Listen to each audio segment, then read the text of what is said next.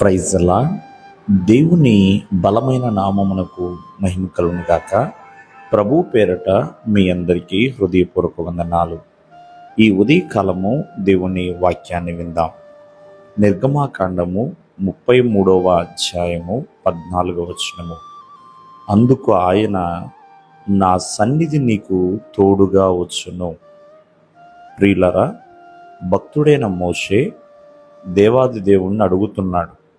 ఏమని ఆయన అడుగుతున్నాడంటే, ప్రజలని నడిపించమని చెప్తున్నారు, నాతో ఎవరిని పంపుతారు, నాకు తోడుగా ఎవరు వస్తారు అని ప్రభువుని అడుగుతున్నప్పుడు ప్రభువు ఇస్తున్న చక్కటి సమాధానము, నా సన్నిధి నీకు తోడుగా వచ్చును, నేను నీకు విశ్రాంతిని కలగజేస్తాను.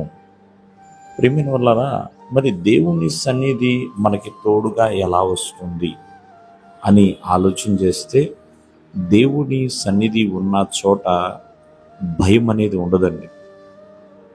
భయం ఉండదు, ఇంకా ధైర్యం ఉంటుంది. దేవుని సన్నిధి ఉన్న చోట బలం కూడా ఉంటుంది. అందుకనే అటువంటి బలమైన దేవుని సన్నిధిని, ధైర్యమైన దేవుని సన్నిధిని దావీదుకు తోడుగా ఉంచాడు. దేవుని సన్నిధి ఉన్న చోట దేవుడు ఉంటాడండి. మరి అన్ని సంవత్సరాలు ఇశ్రాయేల్ ప్రజల్ని నడిపించగలిగాడంటే దానికి కారణము దేవుని సన్నిధి మోషేకి తోడుగా ఉన్నది కాబట్టి. ప్రియమైన వాళ్ళారా, మోషే సమాధానంగా విజయ పదంలో చక్కగా నడుస్తూ, ఓర్పుతో, సహనంతో, నమ్మకంగా మరి ఇశ్రాయేల్ జనాంగా నడిపించడానికి గల కారణము దేవాది దేవుడే.